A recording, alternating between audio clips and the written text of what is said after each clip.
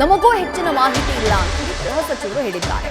ಮಹಾರಾಷ್ಟ್ರ ಸರ್ಕಾರ ಎಸ್ಐಟಿಯನ್ನ ರಚನೆ ಮಾಡಿದೆ. ಎಸ್ಐಟಿ ತನಿಖೆಯ ನಂತರ ಎಲ್ಲವೂ ಗೊತ್ತಾಗಲಿದೆ ಅಂತ ಹೇಳಿ ಗೃಹ ಸಚಿವ ಡಾಕ್ಟರ್ ಜಿ ಪರಮೇಶ್ವರ್ ಪ್ರಕರಣಕ್ಕೆ ಸಂಬಂಧಪಟ್ಟ ಹಾಗೆ ಪ್ರತಿಕ್ರಿಯೆಯನ್ನ ಕೊಟ್ಟಿದ್ದಾರೆ.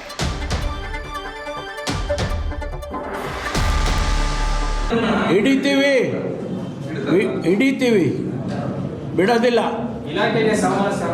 ಸವಾಲೇನಿಲ್ಲ ರೀ, ಹಿಡ್ದಾಕ್ತೀವಿ. ಅವರೆಲ್ಲ ತಪ್ಪಿಸ್ಕೊಂಡು ಹೋಗಿದ್ದಾರೆ, ಹಿಡಿತೀವಿ.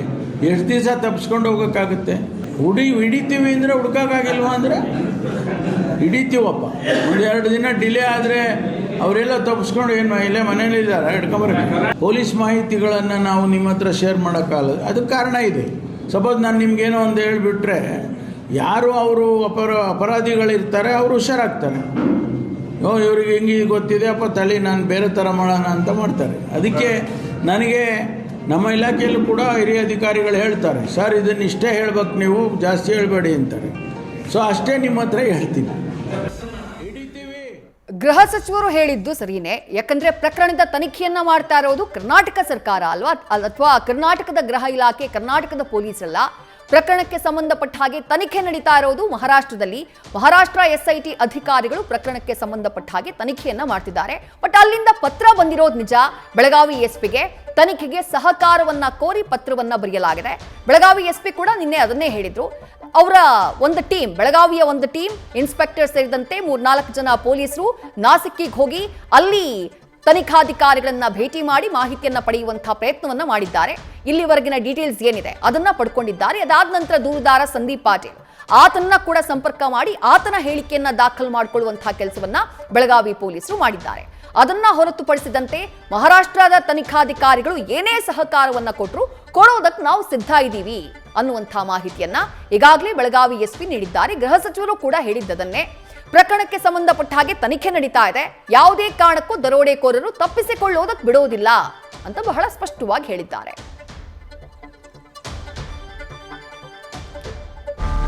ಇನ್ನು ಇದೇ ಪ್ರಕರಣಕ್ಕೆ ಸಂಬಂಧಪಟ್ಟ ಹಾಗೆ ಸತೀಶ್ ಜಾರಕಿಹೊಳಿ ಪ್ರತಿಕ್ರಿಯಿಸಿದ್ದಾರೆ. ಈ ದರೋಡೆ ಬಗ್ಗೆ ನಮ್ಮವರು ಈಗಾಗಲೇ ಪತ್ರ ಬರೆದಿದ್ದಾರೆ. ಯಾರಾದ್ರೂ ದೂರು ಕೊಟ್ಟರೆ ನಮ್ಮವರು ತನಿಖೆ ಮಾಡ್ತಾರೆ ಅಂತ ಹೇಳಿ ಸಚಿವ ಸತೀಶ್ ಜಾರಕಿಹೊಳಿ ಹೇಳಿದ್ದಾರೆ. ಚೋರ್ಲಾ ಘಾಟ್ ಆಗಿದ್ರೆ ನಾವೇ ತನಿಖೆಯನ್ನ ಮಾಡ್ತೀವಿ. ಮಹಾರಾಷ್ಟ್ರ ಸಿಎಂ ದೇವೇಂದ್ರ ಫಡ್ನವೀಸ್ ಏನು ಆರೋಪವನ್ನ ಮಾಡಿದ್ದಾರೆ. 400 ಕೋಟಿ ರೂಪಾಯಿ ಎಣಿಸಿದವರು ಯಾರು ಅಂತ ಜಾರಕಿಹೊಳಿ ಪ್ರಶ್ನೆ ಮಾಡಿದ್ದಾರೆ. ನಮ್ಮ ಟೀಮ್ ಅಲ್ಲಿಗೆ ಹೋಗಿದೆ, ನಮ್ಮವರಿಗೆ ಅವರು ಸರಿಯಾಗಿ ಮಾಹಿತಿ ಕೊಟ್ಟಿಲ್ಲ. 400 ಕೋಟಿ ರೂಪಾಯಿ ದರೋಡೆ ಪ್ರಕರಣಕ್ಕೆ ಸಂಬಂಧಪಟ್ಟ ಹಾಗೆ ಸತೀಶ್ ಜಾರಕಿಹೊಳಿ ಅವರ ಪ್ರತಿಕ್ರಿಯೆ. ಇಲ್ಲ, ಅದಾಗಿದ್ದು ಅಕ್ಟೋಬರ್ 6ನೇ 7ನೇ ದಿವಸದಾಗ ಆಗಿದೆ ಅಂದ್ರೆ. ಈಗ ಮೊನ್ನೆ 9 ತಾರೀಕಿನ ಕೇಸ್ ರಿಜಿಸ್ಟರ್ ಆಗಿದೆ ಮಹಾರಾಷ್ಟ್ರದಾಗ ಯಾವುದೋ ಸ್ಟೇಷನ್ನಾಗ. ಸೊ ನಮ್ಮವ್ರು ಈಗಾಗಲೇ ಪತ್ರ ಬರ್ದಾರೆ, ನೀವು ಯಾರ ಬಂದ್ರೆ ನಾವು ಸಪೋರ್ಟ್ ಮಾಡ್ತೀವಿ ಅಂತ. ಬರಬೇಕಲ್ಲ ಅವ್ರು. ಎಲ್ಲಿ ಏನು ಚೋರ್ಲಾ ಘಾಟದಲ್ಲಿ ಕರ್ನಾಟಕ ಏರಿಯಾನೋ ಮಹಾರಾಷ್ಟ್ರ ಗೋವಾನೋ, ಯಾಕಂದ್ರೆ ಎಲ್ಲ ಕೂಡಿದಾರೆ ಅವು. ಜಸ್ಟ್ ಯಾರ್ದ ಮತ್ತು ಇಲ್ಲೇ ಚೋರ್ಲಾ ಆಗಿದ್ರೆ ನಾವು ಮಾಡ್ತೀವಿ ಫುಲ್ ಪ್ಲೇಜ್ ಆಗ ಮಾಡ್ತಾರೆ. ಎಲ್ಲ ನಡ್ಕೊಂಡ್ ಬರ್ತೀವ್ರಿ ಯಾರ್ಯಾರು ಎಲ್ಲ.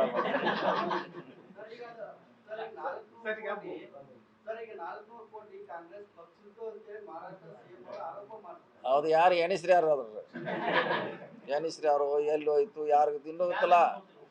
ಬಂದರೆ ಮಾಡತ್ತಾರ, ಅದೇನು ಪ್ರಶ್ನೆ ಇಲ್ಲ. ಕಾಂಗ್ರೆಸ್ BJP ಅಂತ ಇಲ್ಲ, ಎಲ್ಲರೂ ಇರ್ತಾರೆ, ಅದು ಮಿಕ್ಸ್ ಇರ್ತಾರೆ, ಎಲ್ಲರೂ ಇರ್ತಾರೆ. ಅದ್ರಾಗ ನಮ್ಮವ್ರು ಅಷ್ಟೇ ಇರೋದು, ಎಲ್ಲ ಮಿಕ್ಸ್ ಇರ್ತಾರೆ. ಸೊ ನೋಡೋಣ, ನಮಗೆ ಮೊದಲು ಎಲ್ಲಿ ಸ್ಪಾಟ್ ಅನ್ನೋದು ಯಾವ ಸ್ಪಾಟ್ನಾಗ ಆಗಿದ್ರು ಗೊತ್ತಿಲ್ಲ. ಸರ್, ಈಗ ದೂರಿನಲ್ಲಿ 2000 ನೋಟುಗಳು ಅನ್ನುವಂಥದ್ದು ಎಕ್ಸ್ಚೇಂಜ್ಗೆ ಹೋಗ್ತಾ ಇತ್ತು ಅಂದ್ರೆ ಈಗ ಬ್ಯಾನ್ ಆಗಿದ್ದ ನೋಟುಗಳು ಎಕ್ಸ್ಚೇಂಜ್ ಈಗಾಗೂ ಪ್ರಶ್ನೆ ಇಲ್ಲ ಅಲ್ರಿ. ಹೆಂಗೆ ಎಕ್ಸ್ಚೇಂಜ್ ಆಗಿ ಯಾರು ಮಾಡೋರ? ಬ್ಯಾಂಕ್ನವ್ರು ತೊಗೋಬೇಕು. ಬ್ಯಾಂಕ್ನವ್ರು ಯಾಕೆ ತೊಗೋತಾರೆ? ಈಗ 10 ವರ್ಷ ಆಯಿತು, ತಗೋಲ್ಲ. ಏನಾಗಿತ್ತೆ ರಿಯಾಲಿಟಿ ಅವ್ರ ಗೊತ್ತಿಲ್ಲ. ಸೊ ನಮ್ಮವ್ರಂತ ಈಗಲೇ ಪತ್ರನ ಬರ್ತಾರೆ. SP ಅವರು ಟೀಮ್ ಆಲ್ರೆಡಿ ಅಲ್ಲಿ ಹೋಗಿದ್ದಾರೆ. ನಮ್ಮವ್ರಿಗೆ ಏನೋ ಅವ್ರು ಇನ್ಫಾರ್ಮೇಶನ್ ಕೊಟ್ಟಿಲ್ಲ ಅಂತ ನನಗೆ ಸುದ್ದಿ. ಕೊಟ್ಟರೆ ನಮ್ದು ಏನಿದೆ ಪಾರ್ಟ್ ನಾವು ಮಾಡ್ಲಿಕ್ಕೆ ರೆಡಿ ಇದೀವಿ. ಮಿಕ್ಕಿದೆಲ್ಲ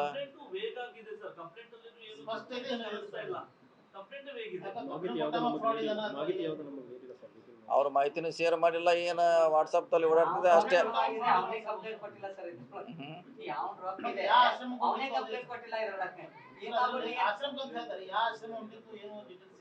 ನೋಡೋಣ, ಬರಲಿ. ಅದು ಬಂದ್ಮ್ಯಾಗ ಅವ್ರು ಮಹಾರಾಷ್ಟ್ರದವ್ರು ಏನು ಶೇರ್ ಮಾಡ್ತಾರೆ, ನಮ್ಮ ಪೊಲೀಸರು ಸಪೋರ್ಟ್ ಮಾಡ್ತಾರೆ.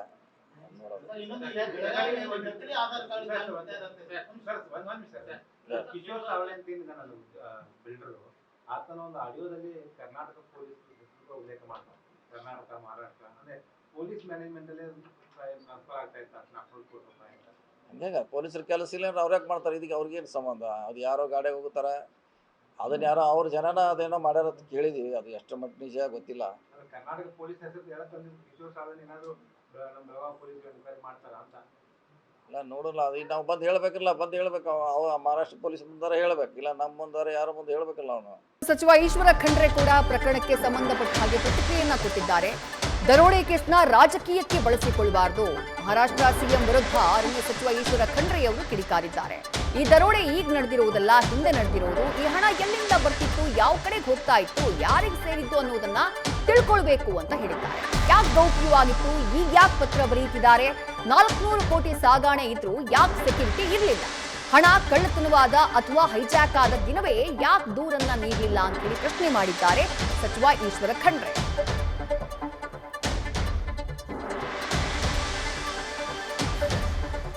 ಮಟ್ಟಿಗೆ ಇಂಥ ಪ್ರಕರಣಗಳು ರಾಜಕೀಯಕ್ಕಾಗಿ ದುರ್ಬಳಕೆ ಮಾಡಿಕೊಳ್ಳಬಾರದು. ಒಂದನೇ ಪ್ರಶ್ನೆ ಏನು ಉದ್ಭವ ಆಗ್ತದೆ ಇಲ್ಲಿ, ಈ ದರೋಡೆ ಆಗಿದ್ದಂಥದ್ದು ಹಿಂದೆ ಆಗಿದೆ ಅಂತ.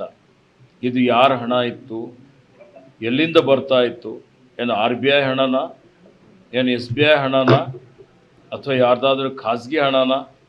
ಯಾವ ಕಡೆಯಿಂದ ಬರ್ತಾ ಇತ್ತು, ಎಲ್ಲಿಗೆ ಹೋಗ್ತಾ ಇತ್ತು? ಮತ್ತು ಇಷ್ಟು ದಿವಸ ಗೌಪ್ಯವಾಗಿ ಇಕ್ಲಿಕ್ಕೆ ಫಡ್ನವೀಸ್ ಅವರಿಗೆ ಏನಾಗಿತ್ತು? ಇವತ್ತು ಪತ್ರ ಬರಿತಾ ಇದ್ದಾರೆ. ಯಾಕೆಂದರೆ ಖಾಸಗಿಯಾಗಿ ಯಾವನೋ ಒಬ್ಬ ಹೋಗಿ ದೂರು ಕೊಟ್ಟಿದ್ದಾನೆ ಅಂತೇಳಿ ಹೇಳಿ ಕರ್ನಾಟಕ ಸರ್ಕಾರಕ್ಕೆ ಅವರು ಪತ್ರವನ್ನು ಬರೆದಿದ್ದಾರೆ. ಮೂಲಭೂತ ಪ್ರಶ್ನೆ ಏನು ಉದ್ಭವ ಆಗ್ತದೆ ಅಂದರೆ, ಮೊದಲು ಈ ಹಣದ ಮೂಲ ಏನು, ಯಾವ ದಿನಾಂಕದಿಂದ ಈ ಹಣ ಅಲ್ಲಿಂದ, ಇವತ್ತು ಗೋವಾ ಇರ್ಬೋದು, ಬೇರೆ ಕಡೆಯಿಂದ ಇರ್ಬೋದು, ಹಣ ಅಲ್ಲಿಂದ ಸಾಗಣೆ ಆಯಿತು. ಇವತ್ತು ಸಣ್ಣ ಹಣ 1 ಕೋಟಿ 10 ಕೋಟಿ ಸಾಗಣೆ ಮಾಡಬೇಕು ಅಂದರೆ ಪೊಲೀಸ್ ಎಸ್ಕಾಟ್ ಇರುತ್ತೆ, ಪೊಲೀಸ್ ವ್ಯವಸ್ಥೆ ಇರುತ್ತೆ, ಸೆಕ್ಯೂರಿಟಿ ಇರುತ್ತೆ. ಪೊಲೀಸ್ ಸೆಕ್ಯೂರಿಟಿ ವ್ಯವಸ್ಥೆ ಯಾಕೆ ಮಾಡಿಲ್ಲ ಸಂಬಂಧಪಟ್ಟಂಥವ್ರು? ಆಯ್ತು, ಕರ್ನಾಟಕ ರಾಜ್ಯದಿಂದ ಹಣದ ಕಂಟೈನರ್ ಹೋಗ್ತಾ ಇದೆ ಅಂತ ಹೇಳಿದರೆ ಇದು ಕರ್ನಾಟಕ ರಾಜ್ಯಕ್ಕೆ ಅವ್ರು ಮಾಹಿತಿ ಕೊಟ್ಟಿದ್ರಾ? ಅಥವಾ ಹಣ ಕಳುವಾಯಿತು, ಕಂಟೈನರ್ ಹೈಜಾಕ್ ಆಯಿತು ಅಂತ ಹೇಳಿದರೆ ಹೈಜಾಕ್ ಆದ ತಕ್ಷಣ FIR ದರ್ಜ್ ಆಗಿದೆಯಾ? ಇವತ್ತು ಯಾವುದೇ ಕಗ್ನೈಸಬಲ್ ಅಫೆನ್ಸ್ ಆಯಿತು ಅಂದರೆ ತತ್ಕ್ಷಣವೇ ಪ್ರಥಮ ವರದಿ ಮಾಡಬೇಕು, FIR ಮಾಡಬೇಕು. ಇಷ್ಟು ದೊಡ್ಡ ಪ್ರಮಾಣದ ಒಂದು ವೇಳೆ ಹಣ ಇವತ್ತು ಹೈಜಾಕ್ ಆಗಿದೆ, ಚೋರಿ ಆಗಿದೆ, ಡಕಾಯಿತಿ ಆಗಿದೆ ಅಂದರೆ FIR ಎಲ್ಲ ಆಯಿತು, ಯಾವ ಸಮಯದಲ್ಲಿ ಆಗಿದೆ, ಇವತ್ತು ಯಾಕೆ ಕರ್ನಾಟಕ ರಾಜ್ಯಕ್ಕೆ ಇಲ್ಲಿವರೆಗೆ ಮಾಹಿತಿ ಕೊಟ್ಟಿಲ್ಲ? ಅದೆಲ್ಲ ಏನು ಗೌಪ್ಯತೆ? ಫಡ್ನವೀಸ್ ಅವರು ಇದಕ್ಕೆ ಉತ್ತರ ಕೊಡಬೇಕು. ಇವತ್ತು ಆ BJP ಸರ್ಕಾರ ಏನಿದೆ, ಸಮ್ಮಿಶ್ರ ಸರ್ಕಾರ, ಮಹಾರಾಷ್ಟ್ರದ್ದು, ಗೋವಾದು ಏನಿದೆ, ಅವರು ಈ ದೇಶದ ಜನರಿಗೆ ಉತ್ತರ ಕೊಡಬೇಕಾಗ್ತದೆ. ಅವರು ಹೇಳಿ, ಕರ್ನಾಟಕದ ಮೇಲೆ ಬೆರಳು ತೋರಿಸ್ಕೊಂತ ಮೊದಲು ಅವರು ಆತ್ಮಾವಲೋಕನ ಮಾಡಿಕೊಂಡು ಇವತ್ತು ಈ ಎಲ್ಲ ವಿಷಯಗಳ ಬಗ್ಗೆ ಬಹಿರಂಗವಾಗಿ ಚರ್ಚೆ ಮಾಡಲಿ.